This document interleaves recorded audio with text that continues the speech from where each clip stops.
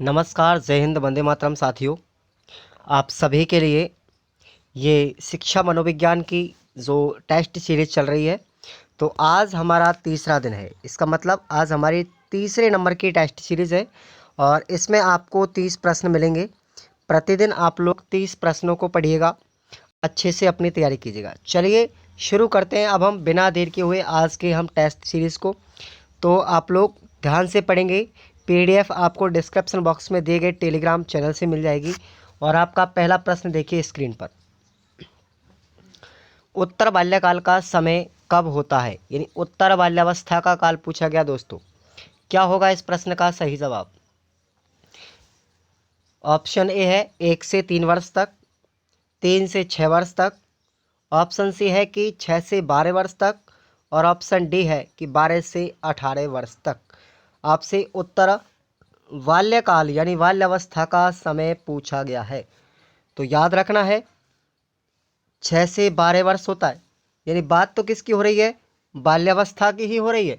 यहाँ पे उत्तर शब्द यहाँ पे आपको जोड़ दिया है। हालांकि आपको उत्तर जो बाल्यावस्था होती है वो 9 से 12 वर्ष की होती है, लेकिन यहाँ पे आपको कहीं भी 9 से 12 वर्ष नहीं दिया गया है। इसलिए आपका राइट आंसर कहाँ चला जाएगा? 6 से 12 वर्ष के बीच में होती है बाल्यावस्था।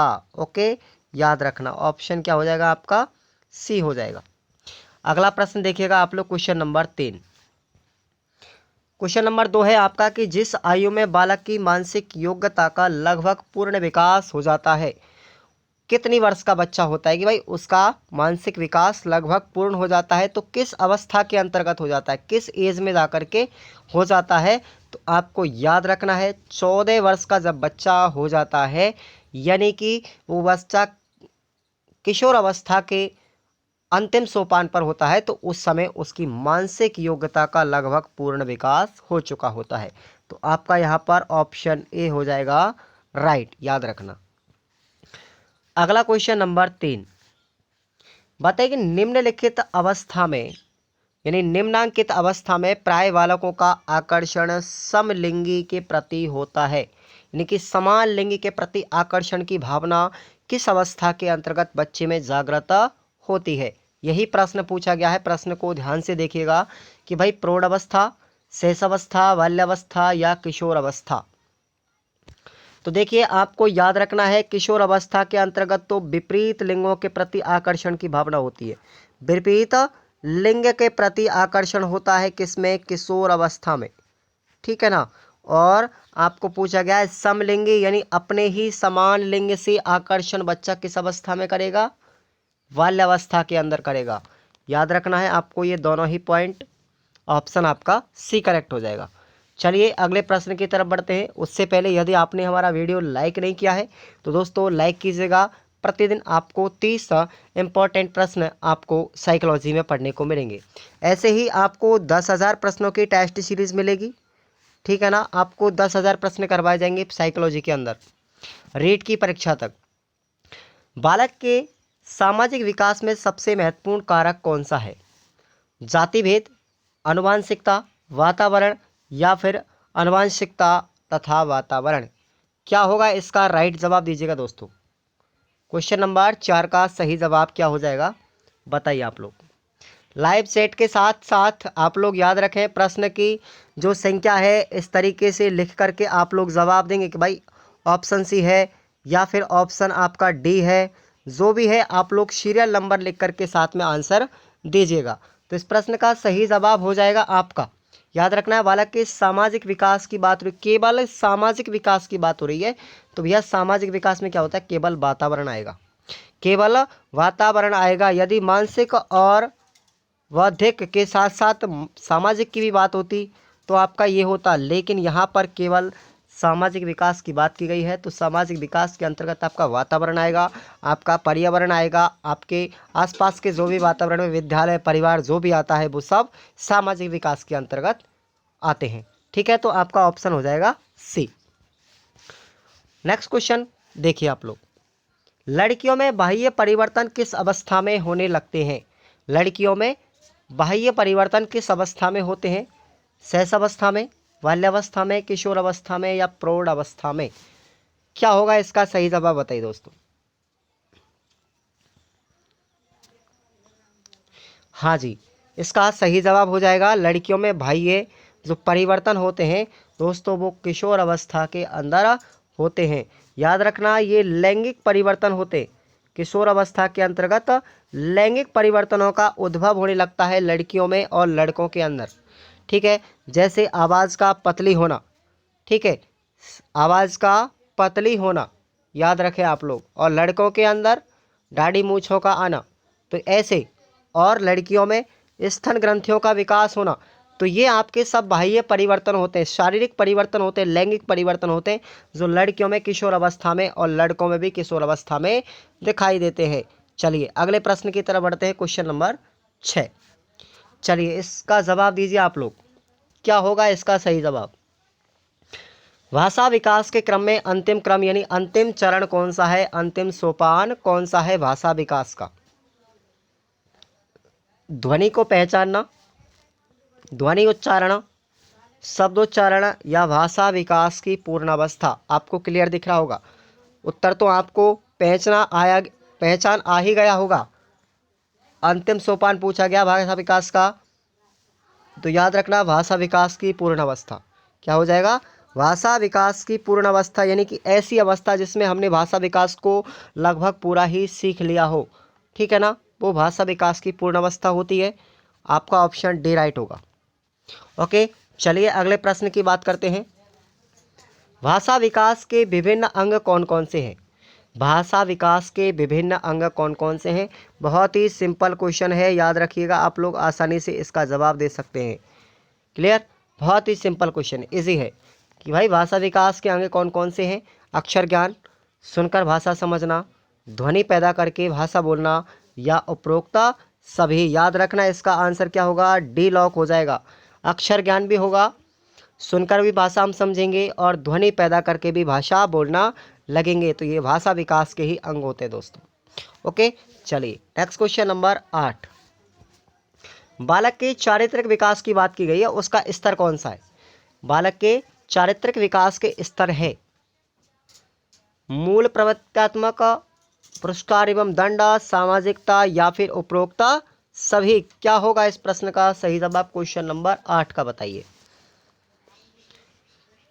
देखो मूल प्रवृत्तियां बच्चे के जन्मजात, ठीक है ना, मूल प्रवृत्तियां भी बच्चे में जन्मजात प्रवृत्ति होती है, तो ये भी चारित्रिक विकास में अहम योगदान देती है। पुरस्कार एवं दंड, सामाजिकता, इसका मतलब आपका राइट ऑप्शन क्या हो जाएगा, डी हो जाएगा। सभी के सभी पहलू ये विकास के, चारित्रिक विकास के स्तर हैं। ठीक है साथियों, चलो अगले क्वेश्चन की तरफ बढ़ते हैं। यदि आपने अभी तक वीडियो लाइक नहीं किया तो प्लीज़ लाइक कीजिएगा। आप लोगों को मैं प्रतिदिन 30 इंपॉर्टेंट प्रश्न देता हूँ, तो आप लोग अच्छे से तैयारी कीजिए। संवेगात्मक स्थिरता का लक्षण पूछा गया है, झगड़ालू, विनोदी, समायोजित या फिर भीरू। बताइए क्या होगा इस प्रश्न का सही जवाब, क्वेश्चन नंबर 9 का राइट आंसर लिखिए भाई। सही जवाब हो जाएगा समायोजित करना। समायोजित करना यानी वह संधि काल की अवस्था के अंदर बच्चे अपने आप को समायोजित कर लेते हैं, ठीक है ना। लेकिन किशोर अवस्था के अंदर, किशोर अवस्था जो होती है दोस्तों, किशोर अवस्था, उसके अंतर्गत बच्चों में समायोजन की भावना का अभाव पाया जाता है। तो संवेगात्मक स्थिरता को बनाए रखने के लिए समायोजित होना अपने आप में बच्चे का बहुत ज़रूरी है। क्लियर, आपका सी राइट ऑप्शन हो जाएगा। अगला प्रश्न को क्लियर करने की जिम्मेदारी मेरी है, कोई दिक्कत नहीं ले। लेमार्क ने अध्ययन किया, लेमार्क ने अध्ययन किया किस पर किया, याद रखना दोस्तों, उन्होंने जिराफ के माध्यम से भी एक प्रयोग दिया था कि भाई अफ्रीका के अंतर्गत जो जिराफ होता है उसकी गर्दन लंबी कैसे होती चली गई, ठीक है ना, कैसे गर्दन उसकी लंबी हुई। तो जिराफ के ऊपर अफ्रीका में पाया जाने वाला हिरण की तरह एक जानवर था, लेकिन जब अफ्रीका के जंगलों में घास अकाल के कारण ख़त्म हो गई तो जिराफ जो था उसको ऊंचे वृक्षों पर निर्भर रहना पड़ा। तो उस वजह से पीढ़ी दर पीढ़ी, बहुत सारी पीढ़ियां निकलने के बाद में जिराफ की गर्दन अचानक से लंबी होती चली गई, और जब आने वाली पीढ़ियां थी तो उन बच्चों के अंदर भी यह वंशानुक्रम का प्रभाव होता चला गया। क्या हो गया, वंशानुक्रम का प्रभाव होता चला गया, और आने वाली पीढ़ियों में भी जिराफ की गर्दन लंबी ही पैदा होने लगी। तो याद रखना है, ऑप्शन आपका सी हो जाएगा, वंशानुक्रम का अध्ययन किया था, लेमार्क सिद्धांत की बात की जाए तो। ओके, क्वेश्चन नंबर 10 में आप लोग क्या कर लेंगे, ऑप्शन सी लॉक कर लेंगे। चलिए अगला प्रश्न बताइएगा, संवेग शब्द का शाब्दिक अर्थ पूछा गया है। संवेग का शाब्दिक अर्थ, संवेग क्या चीज होती है? देखो ये तो दोनों संवेगों के नाम है, ये तो हो नहीं सकता।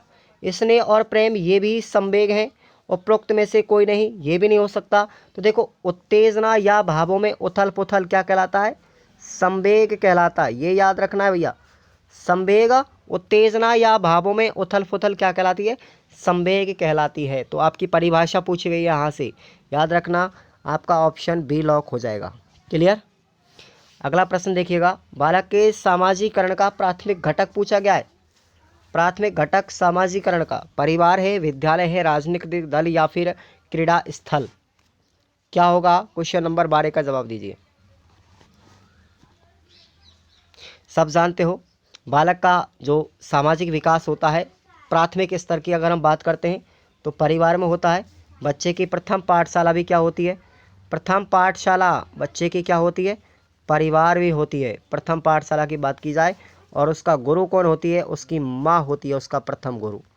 ठीक है, तो ये सब चीज़ें आपको याद रखना है। सामाजिकरण की जब बात की जाती है और आपसे प्राथमिक स्तर की बात की जाए, प्राथमिक घटक की बात की जाए, तो उसका परिवार होता है। और द्वितीय स्तर की अगर हम बात की जाए तो आसपास का वातावरण और विद्यालय होता है। क्लियर। चलिए अगला प्रश्न है आपका क्वेश्चन नंबर 13, बालक के विकास की किस अवस्था को सबसे कठिनतम काल के रूप में जाना जाता है? ये प्रश्न नंबर जो 13 है वो टेस्ट नंबर सेकंड के अंतर्गत भी मैंने बताया था। आप लोग अब मुझे कमेंट करके बताइए भाई इसकी परिभाषा किसने दी थी। ये जीवन का सबसे कठिनतम काल, याद रखना, किशोर अवस्था को कहा गया है। और ये मैंने टेस्ट नंबर सेकंड के अंदर ये परिभाषा किसने दी थी ये भी बताया था। चलो बताओ किसने दी थी ये परिभाषा, मैं इंतजार कर रहा हूँ आपके कमेंट का कि भाई किशोर अवस्था जीवन की सबसे कठिनतम अवस्था मानी गई है, सबसे कठिनतम काल है। तो ये परिभाषा किसने दी थी? चलिए बहुत बढ़िया। चलो भाई ये परिभाषा दो दी थी किलपैट्रिक साहब ने दी थी। किलपैट्रिक ने बहुत बार एग्जाम में पूछी गई है, काफ़ी बार। ठीक है, याद रखना है। अगला क्वेश्चन देखिए, यहाँ पे ये प्रश्न जो है क्वेश्चन नंबर 14 मैकडूगल से संबंधित है। विलियम मैकडूगल, ठीक है, मैकडूगल से यहाँ पे 14 प्रवृत्तियों का अध्ययन किया था मैकडूगल साहब ने। और उन्होंने बताया था कि भाई जो 14 प्रवृत्तियाँ मूलभूत होती हैं वो जन्मजात प्रवृत्ति की होती हैं। और इन्हीं 14 मूल प्रवृत्तियों को आप लोग याद रखना, उनके 14 ही संवेग हैं। 14 मूल प्रवृत्तियों के 14 ही संवेग हैं आपसे, लेकिन यहाँ पे पूछा गया अवांछनीय संवेग। जो हमारी इन 14 मूल प्रवृत्तियों में नहीं आता वो कौन सा संवेग है? चलो बताओ। प्रश्न को डिटेल्स के साथ में पढ़ेंगे, कोई दिक्कत नहीं है, अच्छे से समझेंगे और अपना कंसेप्ट भी क्लियर करेंगे। तो इस प्रश्न का सही जवाब हो जाएगा दगा। दगा यहाँ पे कोई भी संवेग नहीं है। हमारी 14 संवेगों के अंतर्गत ये दगा कभी नहीं आता। देखो घृणा आती है, आश्चर्य, प्रेम सब आते हैं, लेकिन आपका दगा नहीं आता है, इसलिए आपका बी ऑप्शन राइट हो जाएगा। अगला क्वेश्चन नंबर 15 देखिए, बहुत बढ़िया प्रश्न है, याद रखिए इस प्रश्न को, नोट लगाइए भैया, इस प्रश्न पर आप लोग नोट लगा लीजिए स्टार। चलो बताओ, प्राकृतिक चयन का सिद्धांत का संबंध है, यानी प्राकृतिक चयन का सिद्धांत किसने दिया था?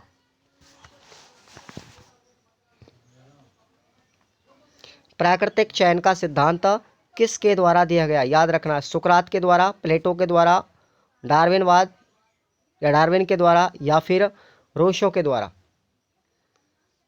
प्रश्न संख्या 15 का जवाब दीजिए भाई, बहुत बढ़िया। तो याद रखना है ये प्राकृतिक चयन का सिद्धांत डार्विन ने दिया था भाई, ठीक है ना, जिसको हम डार्विनवाद सिद्धांत भी कहते हैं।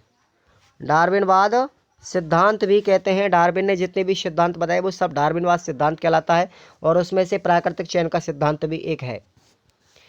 अगला क्वेश्चन देखिए, अब शिक्षा हो गई है भाई, अब वर्तमान की अगर हम बात करें तो शिक्षा कैसी हो गई है बताइए? शिक्षा केंद्रित, विद्यालय केंद्रित, मित्र केंद्रित या बाल केंद्रित? एग्जाम में आने वाला क्वेश्चन है, याद रखें आप लोग इसको, और सिंपल भी बहुत है, एग्जाम में आने लायक ही क्वेश्चन है, ठीक है ना। तो सब याद रखेंगे इस प्रश्न को। क्या हो जाएगा इस प्रश्न का सही जवाब? बाल केंद्रित शिक्षा हो गई है, वर्तमान में बाल केंद्रित हो गई है, यानी बच्चे को ज़्यादा सक्रिय रखा जाता है, इसलिए आज वर्तमान में बाल केंद्रित शिक्षा पे ज़्यादा ध्यान दिया जा रहा है सरकार के द्वारा। ओके, अगला प्रश्न देखिए, ये प्रश्न भी इंपॉर्टेंट लगाइए आप लोग। मैं सभी जितने भी प्रश्न लिखे हैं वो सब बढ़िया बढ़िया प्रश्न लिखे हैं, बहुत बार एग्जामों में रिपीट भी हुए हैं। पैतृक गुणों के हस्तांतरण के सिद्धांत को स्पष्ट किसने किया था? बताइए, पैतृक गुणों की बात हो रही है भैया। पैतृक गुण कौन से हो जाते हैं? वंशानुगत, याद रखना, जो हमारे माता पिता से प्राप्त होते हैं उनको कहते हैं पैतृक गुण या वंशानुगत लक्षण। उनके हस्तांतरण की बात की, यानी एक पीढ़ी से दूसरी पीढ़ी में जाने की बात की है, तो उस सिद्धांत को किसने दिया था? याद रखना है, ग्रेगर जोहन मेंडल साहब ने। ग्रेगर जोहन मेंडल साहब ने इस सिद्धांत को दिया था, ठीक है ना। इनका पूरा नाम है ग्रेगर जोहन मेंडल।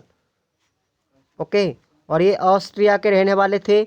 1922 के अंतर्गत उनका जन्म ऑस्ट्रिया में हुआ था। ओके, याद रखना है आपको। तो इन्होंने मटर के पौधे पर प्रयोग किया था, इसलिए उन्होंने वंशानुगत लक्षण या पैतृक गुणों के हस्तांतरण सिद्धांत को स्पष्ट किया। क्लियर? आपका बी ऑप्शन लॉक कर लो। नेक्स्ट क्वेश्चन नंबर 18, बालक की अभिवृद्धि जैविकीय नियमों के अनुसार होती है, कथन किसका है? कि बालक की जो अभिवृद्धि होती है वो जैविकीय नियमों के अनुसार होती है, ये कथन किसका है? याद रखना आपको, क्रॉगमैन का। किसका है? क्रॉगमैन का है। ये देखो, परिभाषा तो आपको याद रखनी पड़ेंगी। इन परिभाषाओं को याद करने का कोई भी तरीका नहीं है, आप लोग अपने कीवर्ड याद रखिएगा। क्रॉगमैन, ठीक है ना। क्रॉगमैन ने दी थी अभिवृद्धि जैविकीय नियम के अनुसार, यानी बालक की अभिवृद्धि जो होती है जैविकीय नियमों के अनुसार होती है। कथन क्रॉगमैन के द्वारा दिया गया था। आपको बार बार एक्सपीरियंस करना है, तभी जाकर के परिभाषा याद होगी। इस तरीके से परिभाषा को याद करने का कोई और भी रास्ता नहीं है, ठीक है। तो आपका सी ऑप्शन लॉक कर लीजिए। एक्सरसाइज कीजिए जितनी ज़्यादा हो सकता है उतनी, अपने मॉडल टेस्ट दीजिएगा, मॉक टेस्ट दीजिएगा, टेस्ट सीरीज में भाग जरूर लीजिएगा। निम्न में से जो मनोवैज्ञानिक नहीं है, भैया जो मनोवैज्ञानिक नहीं है बात की गई है वो कौन है? क्रॉगमैन, तो ये तो आपने अभी पढ़ा, ये तो है। सोरेनसन, आपने बहुत सारी परिभाषाओं को पढ़ा होगा सोरेनसन की, वो मनोविज्ञान में। और भैया सबसे ज़्यादा फेमस तो हरलॉक है ही मनोवैज्ञानिक। लेकिन भाई जो सुकरात है ना, वो सुकरात मनोवैज्ञानिक नहीं है। ये कौन है? एक अर्थशास्त्री थे, एक दर्शन शास्त्री थे, अर्थशास्त्री या फिर, और वो दर्शन शास्त्री भी थे। याद रखना है आपको, दर्शन शास्त्री थे सुकरात जी। ओके, तो ये मनोवैज्ञानिक नहीं थे। ऑप्शन आपका डी लॉक हो जाएगा। अगले प्रश्न की तरफ बढ़ते हैं, प्रश्न संख्या 20। निम्न में से जो मानव को सबसे अधिक प्रभावित करता है, सबसे अधिक प्रभावित कौन करता है ये बताइए। आप लोग अच्छी तरीके से पढ़ते हैं आप लोग। मैंने इस टॉपिक से संबंधित बहुत सारे प्रश्नों को लिया है। हमारा ये तीसरा मॉडल पेपर है, आप लोग आगे और भी पढ़ेंगे। अभी हमारे 197 मॉडल पेपर बाकी हैं, यानी 200 मॉडल पेपर तो मैं कम से कम कराऊंगा। तो 200 मॉडल पेपर के साथ साथ फिर मैं मैराथन क्लास चलाऊंगा। आने वाली टेस्ट सीरीज़ के बाद में मैराथन क्लास चलेंगी हमारी। जब रेट की एग्ज़ाम बिल्कुल 10-15 दिन नज़दीक होगी तो मैराथन क्लास लेंगे हम 400, 500 क्वेश्चनों वाली। तो आपको अच्छे से साइकोलॉजी कवर में हो जाएगी, कोई दिक्कत नहीं है उस चीज़ की। तो सबसे ज़्यादा मानव को अधिक प्रभावित कौन करता है? याद रखना, वंश परंपरा और वातावरण दोनों ही प्रभावित करते हैं, इसलिए आपका ऑप्शन क्या हो जाएगा? सी। याद रखना है, एक परिभाषा और है, वुडवर्थ के द्वारा दी गई थी कि जो मानव का विकास होता है या बाल विकास जो होता है वंश परंपरा या वंशानुक्रम और वातावरण का परिणाम है। ये वुडवर्थ के द्वारा दी गई थी, याद रखें आप लोग। नेक्स्ट क्वेश्चन, खेल की क्रिया में योग रहता है। खेल की क्रिया में योग रहता है, योग रहता है किसका? खेल की क्रिया में, ये पूछा गया है आपसे।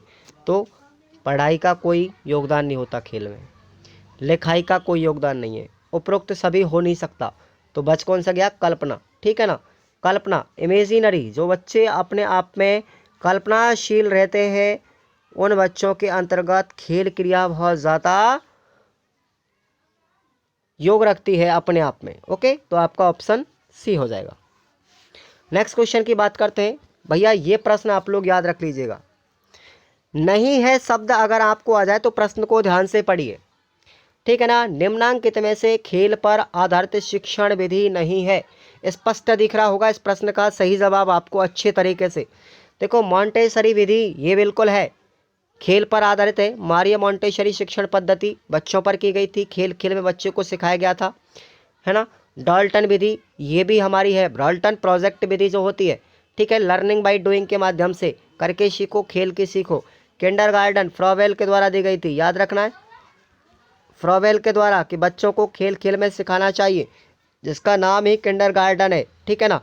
बाल उद्यान शिक्षण विधि, तो आपका क्या होगा, व्याख्यान विधि। व्याख्यान का मतलब होता है लेक्चर देना, ठीक है ना। तो इसका मतलब इसमें कहीं भी खेल की बात नहीं की गई है।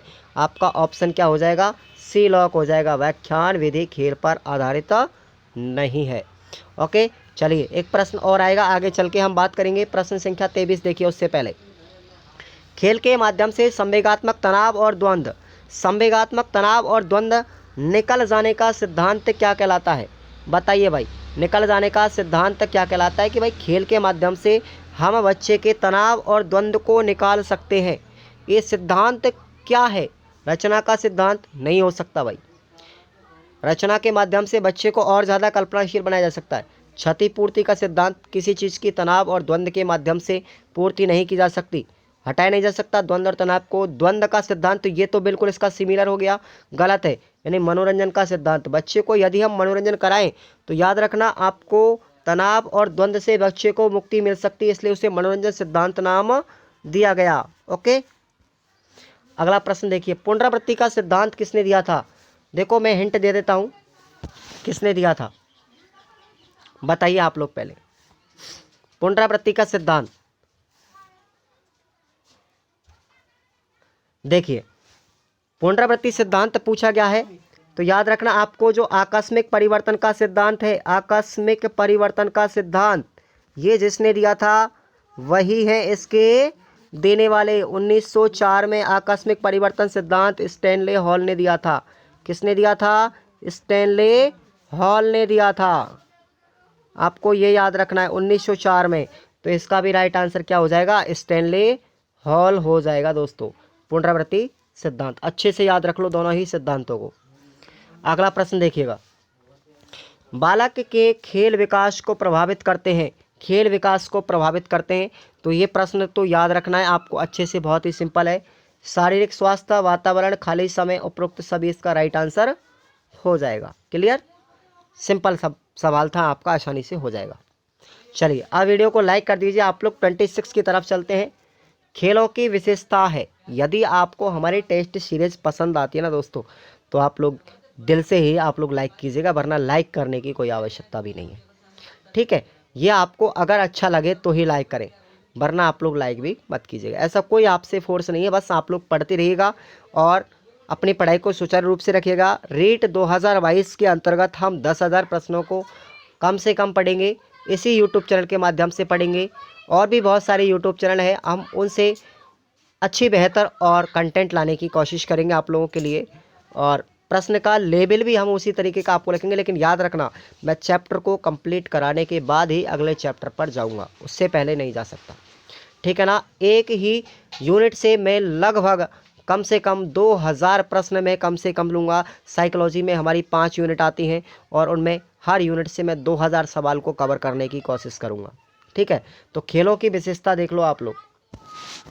ये प्रश्न भी बहुत सीधा है कि भाई नवीन खेलों के इच्छुक, स्वेच्छानुसार खेल और विकासशील खेल, ये सब खेलों के अंतर्गत होना चाहिए, इसलिए आपका डी ऑप्शन राइट हो जाएगा आपका। अगला प्रश्न नंबर 27 बताइए। प्रश्न थोड़ा सा लेंथी है, पढ़िए ध्यान से। पूर्वाभिनय सिद्धांत के अंतर्गत है, पूर्वाभिनय सिद्धांत के अंतर्गत है, बताइए क्या हुआ। देखो उपरोक्त सभी तो हो ही नहीं सकता, क्योंकि आपका सी ऑप्शन दे रखा है कि बालक खेल के द्वारा अपनी खर्च की हुई शक्ति को पुनः प्राप्त कर सकता है, कदापि नहीं। तो ये दोनों ऑप्शन तो कट जाएंगे।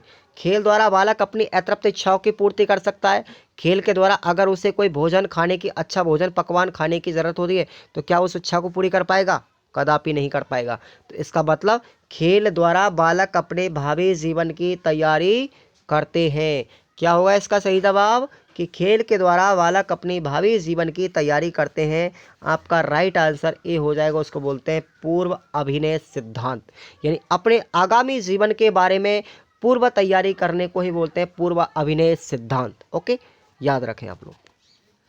अगला प्रश्न संख्या 28 देखिए। चलो ये बताओ, निम्नांकित में से खेल पर आधारित विधि है। आपने जो पहले पढ़ा था प्रश्न संख्या 23 के लगभग 22 क्वेश्चन था, उसको आप लोगों ने पढ़ा, उसमें नहीं था तो नहीं में अपना व्याख्यान हो गया।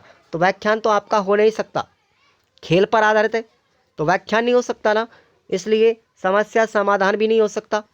वाद विवाद में वार्तालाप होता है, ये नहीं हो सकता। तो किंडरगार्टन, याद रखना, किंडरगार्टन विधि खेल पर आधारित है। किसने दी थी? फ्रॉबेल ने दी थी। याद रखेंगे आप लोग, किंडरगार्टन पद्धति के जनक कौन है? फ्रॉबेल साहब। ओके, चलिए अगला प्रश्न देखिए। अतिरिक्त शक्ति के सिद्धांत का संबंध है। अतिरिक्त शक्ति के सिद्धांत का संबंध किससे है? बुद्धि से, स्मृति से, खेल से या फिर पढ़ने से? सिंपल है, कोई दिक्कत नहीं है। अतिरिक्त शक्ति की बात की गई है, जिसको खेलने से हमें और भी ज़्यादा एक्स्ट्रा ऐसे क्रियाकलाप जिनके द्वारा हमें शक्ति प्राप्त होती है, तो वो खेल होते हैं। याद रखेंगे, सी ऑप्शन। और अंतिम प्रश्न है, आप लोगों से हमारी गुजारिश है, आप लोग वीडियो को शेयर करना मत भूलिएगा जब भी लाइव हमारी चलती है। तो प्रतिदिन आप लोग आधे घंटे भी पढ़ेंगे तो आपको आधे घंटे ज़्यादा नहीं है, आधे घंटे में आप लोग 30 प्रश्नों को अपने माइंड में फिक्स कर चुके होंगे। ओके, चलो तो अंतिम प्रश्न है कि भाई घटक, निम्न में से जो घटक खेलों को प्रभावित करता है वह कौन सा है? और सबसे इजी सवाल मैंने दिया है ताकि आप लोग हताश और निराश ना हो।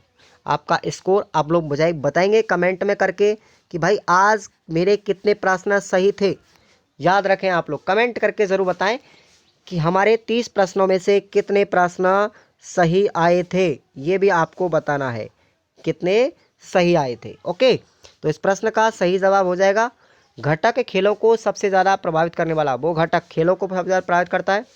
लड़ना, भगना और पढ़ना तो हो ही नहीं सकता। एक रह गया, खेल को खेल की भावना से खेलना चाहिए। खेल को खेल की भावना से खेलना चाहिए, तो खेल को सबसे ज़्यादा प्रभावित कर रहा है ना। ओके, आपका ऑप्शन ए राइट हो जाएगा। आंसर की आप लोग नीचे डाउनलोड कर सकते हैं। इसकी टेस्ट सीरीज़ जो आपकी चल रही है वो आपको PDF आपको टेलीग्राम पर मिलेगी। टेलीग्राम की लिंक डिस्क्रिप्शन बॉक्स में दी गई है, कोई दिक्कत नहीं है, आपको निःशुल्क मिल जाएगी। ओके, साथियों आप सभी हमारे इस YouTube चैनल को सब्सक्राइब करना मत भूलिएगा। प्रतिदिन आप लोग डेली टेस्ट सीरीज़ दीजिएगा और राजस्थान GK की भी डेली टेस्ट सीरीज़ दीजिएगा। और हम 1-2 दिन में आपको हिंदी की भी टेस्ट सीरीज़ लाने की पूरी कोशिश करेंगे कि आपका अनमोल समय खराब ना हो और आप लोग अच्छे से टेस्ट सीरीज़ का आनंद लीजिएगा और अपनी बेहतर कंटेंट के साथ तैयारी कीजिएगा। धन्यवाद।